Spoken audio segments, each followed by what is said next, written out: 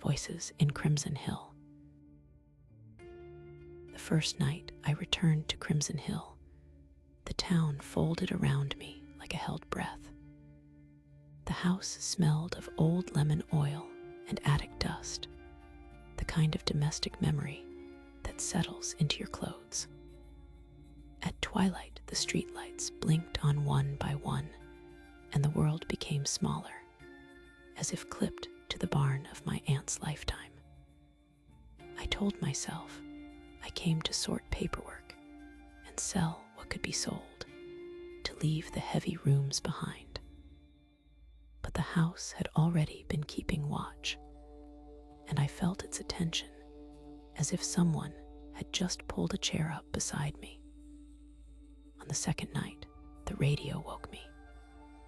I had left an old transistor on the kitchen counter out of habit, as if sound might banish loneliness. It leaked static at first, a hiss like a breath, then a syllable, a breath of a name, as if the device had found a seam in the dark and tugged. I pressed my palm to the cool wood table and listened to fragments that might have been language. A line cut in half, someone clearing their throat, a laugh smoothed into hiss.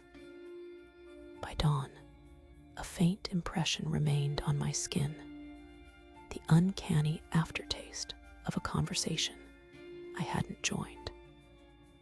The cassette turned up on a shelf behind old hymnals, where dust had spelled its own small map. It was plastic, translucent, and when I read the handwriting on its label, my stomach drew tight. I wasn't alone. Someone had written it hurriedly, ink trailing. I carried it downstairs like contraband, palms damp, and set it beside the radio. The player clicked as the tape threaded, and first gave only thin noise, then voices that overlapped like shadows in motion. Not all of them sounded human. Some were memory-shaped fragments, names without reference, a lullaby half remembered by a voice that wasn't mine. I started keeping a log. I wrote the times the radio spoke and the phrases that surfaced from static. Each entry was an attempt to anchor myself to language rather than gesture. The journal grew cramped and frantic at the margins, where I scribbled impressions. Footsteps on the landing that stopped when I listened. A smell like paper and rain. The sensation of being included in a conversation that never named me. Some nights, the recordings played back only silence. Other nights, the tape offered a chorus that sounded like an assembly of fragments, layered and unresolved, like a town made of recollections. Neighbors are often the last historians of small towns. Mr. Hale came by in the afternoons, leaning on his cane like it kept a rhythm. He did not knock. He knew the house by its croak. We spoke in measured fragments, weather, the bakery, his roses. And then he paused, as if listening to something I couldn't hear. He told me stories that fit into cracks, an old radio that never really died, families who kept voices in their walls to stave off loneliness. He said it softly, as if saying it stronger would rattle the pains. I thought he was myth-making, until he handed me a photograph of chairs on the hill, identical to the ones I'd someday find. The chairs came on the fifth morning. They were arranged outside the attic window in a slow, careful arc, like anyone had been expecting company. Mismatched planks, varnish flaked in different decades, each sitting empty and patient. Up close, they smelled faintly of lemon oil and old newspaper. They faced the window, as if those who would sit already knew what to look at. I stood among them and felt the geometry of attendance. Something in the world comes to attention together, then waits. I could not tell if they'd been placed there yesterday or if they had been there forever, waiting out someone else's habit. At night, voices filled more than the radio. They threaded through the house as if the walls themselves were speaking in old timbres. They did not shout. They recited the small things that make a life. The way the kettle whistles at 7, the place someone used to read by the window, the low jokes shared over cracked mugs. The recordings picked up fragments in a layering that made sense and unmade sense at once. I pressed my recorder against the plaster and heard my own name answered in a voice that knew its pronunciation like a blessing. The hairs along my forearm rose as if someone had walked a finger along the back of my neck. I stopped telling myself that I could catalog the phenomenon. Patterns gave way to exceptions, the tape that held. I wasn't alone. One night held only the thinnest of silences the next.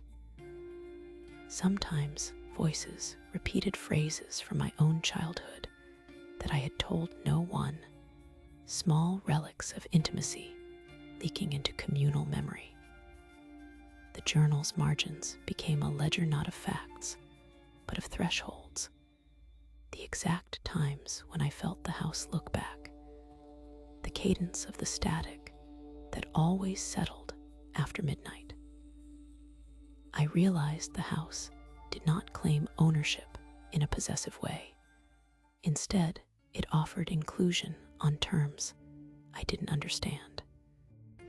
One rainy evening, I climbed to the attic because looking at things seemed a more honest approach than listening.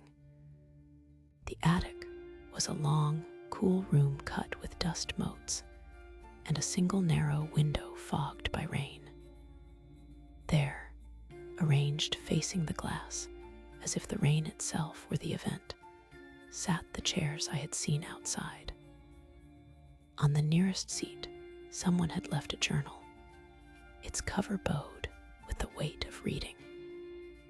The handwriting inside ran at once neat and hurried, a series of small statements, one of which read simply, "I wasn't alone."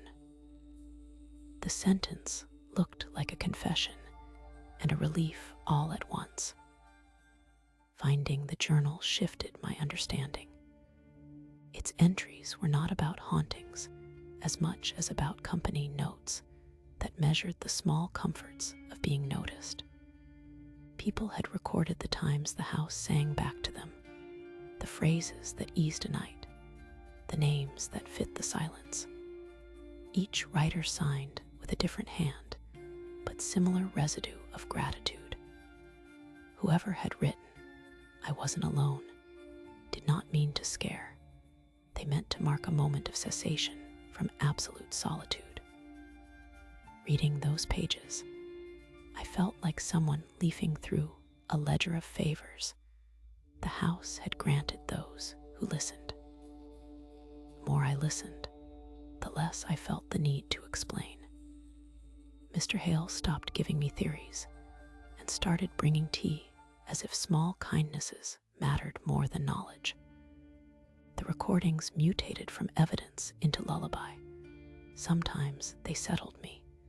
Sometimes they unsettled me by their insistence. One night, the voices formed a question in a cadence that matched my own breath. "Will you stay?" It was not an accusation, but an invitation, patient and earnest. I hesitated because the cost of staying looked like a small thing.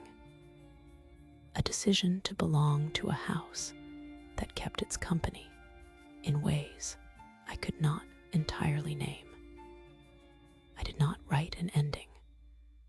The last pages of my journal trailed into lists, times, songs, a single line repeated until it blurred. I wasn't alone. I sometimes answered the voices, if only to test the boundary.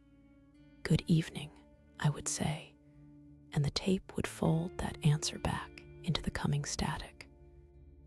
On the morning a real estate agent came to measure the porch, I found the chairs arranged like a sentence, and I realized that belonging was not a single act, but an ongoing agreement. The house remembered you, and you remembered the house. When the agent asked if I was alone, the house hummed behind us. I felt the warmth of 1,000 small recognitions pressing at the ribs. At night, and this is the part I think of most, the voices braided. Not a chorus of strangers, but of people who had once named the rooms and each other. They did not demand explanation. They offered placement, histories reorganized to include me. Somewhere between listening and answering, I began to add my own marginal lines into the ledger. If haunting is claimed to be a force that takes, then this house's version was an accrual, a slow accretion of presence that welcomed new signatures. I walked to the attic window where the chairs waited and found a small space for my own voice. Years later, people would tell versions of the story that sounded like legend. The woman who stayed in a house that kept voices, the town that learned to speak in fragments. I prefer the private reminiscence. Sometimes a stranger knocks and asks, "Are you alone?" And I answer as the house taught me. I wasn't alone. The grammar of the past tense matters. It acknowledges that solitude used to be whole, and that something else came to sit with it. Whether the voices are memory, kindness, or a kind of gentle, whether I cannot name, the sound lingers. I still keep a recorder on the kitchen counter. Now, when static comes, I do not fear that there will be something I cannot understand. I fear the smallness of pretending otherwise,